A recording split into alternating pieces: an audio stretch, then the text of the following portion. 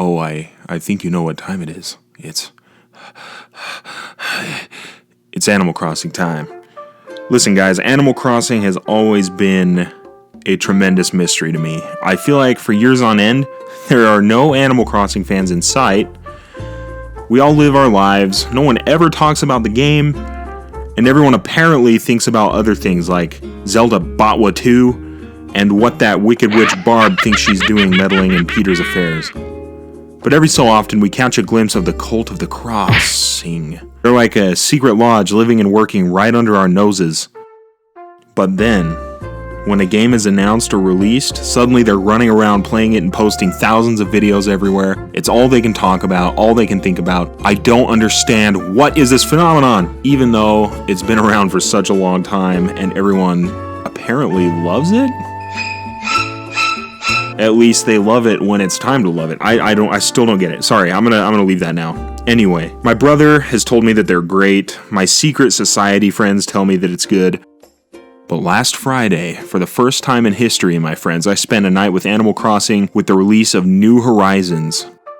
So, is New Horizons a good place to start in the Animal Crossing series for an Animal Crossing virgin?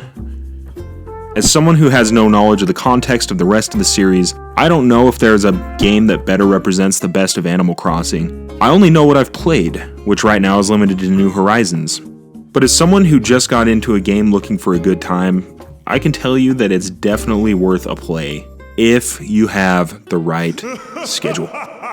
We'll talk about that more later, but first, I have to say, this is an adorable game, and surprisingly deep and multi-layered. I was impressed by the crafting system and the way the game bottlenecks certain tools and items behind the ability to mine or find certain materials. For example, until you can figure out how to break rocks and get iron, which is shockingly easy once you figure it out and makes you feel like a total fool. But until you do that, you can't upgrade to sturdier tools or make certain furniture items. I can see how people sink years into these games and still enjoy themselves, even if all they're doing is gathering 30 pieces of wood to get some bells or whatever.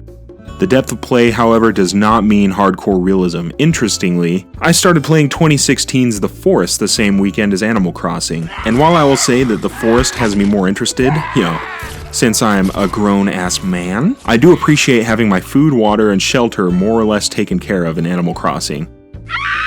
It can be fun to be stuck on a deserted island in a brutal fight or die scenario, but sometimes you just want to catch all the fishes and read all the silly dad jokes or whatever the hell this kid is trying to do. The emphases on resources and crafting are secondary to the main focus of the game, which is building a community of cute critters and playing with friends. But as with most great Nintendo games, a system that is secondary is not neglected. Crafting, resource gathering, fishing, and bug catching are much more polished and enjoyable here than in other games that I won't mention verbally.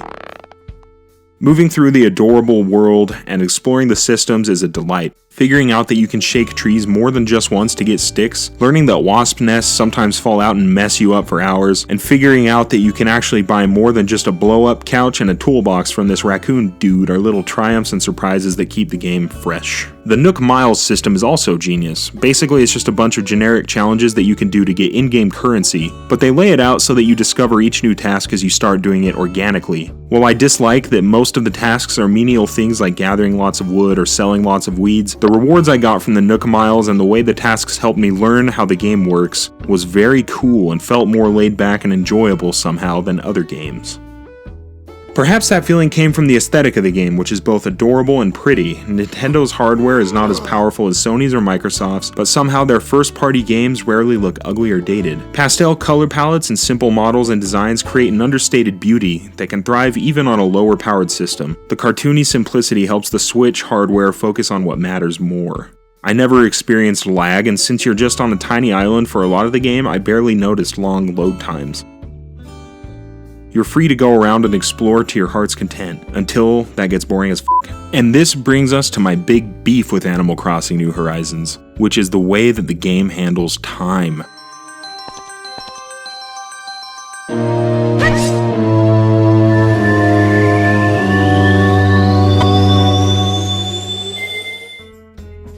Most video games feature a world where you can sleep in a bed or wait, and the 10 to 20 minute day-night cycle is skipped to put you right at the time of day that you want. But Animal Crossing is a little different. You see, if it's 12 o'clock on Tuesday in the real world, it's 12 o'clock on Tuesday in your cute little island. You can't rest or wait to speed things up, and the structure of the game is set up such that once you've completed a certain number of tasks, you have to wait until another day before certain options are open to you. I spent the last hour and a half of my 4-hour night with Animal Crossing running around picking up every single weed on the island and doing other lame tasks to get some game currency because there literally was nothing else more meaningful to do. I could not progress any further without going to bed in real life and playing the next day. I was waiting on my house to build and this owl dude to come and for the airport to open, and until they came, I was basically hosed. I've got enough obstacles to my mobility with this whole quarantine thing, so having to deal with it in a video game pushed me over the edge.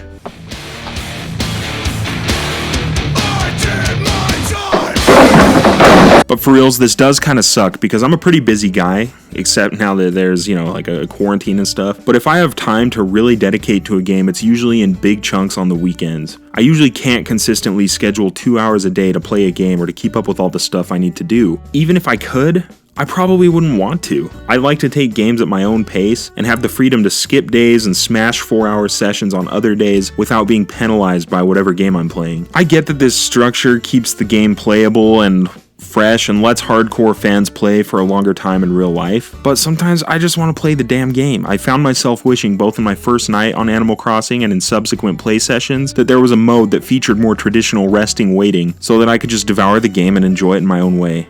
That said, Animal Crossing New Horizons managed to give me cute little surprises here and there, even when I wanted to turn the console off and quit my 4-hour experience. But there's definitely a surprising amount of depth that gives more experienced players like me and all of the other adult ladies and gents a chance to master something beyond a silly kids game. I think I'll come back to the embrace of Animal Crossing someday. I had a good time and thought it was phenomenally adorable. I just have a few other games to finish up before I can free up my schedule enough to play properly though. Speaking of which, I'll be tackling some other phenomenal games and the issues that matter most, such as why The Elder Scrolls 6 is going to suck dong right here on this channel. Make sure to like and subscribe down below so that you don't miss any of it. I'll see you next time. Bye-bye.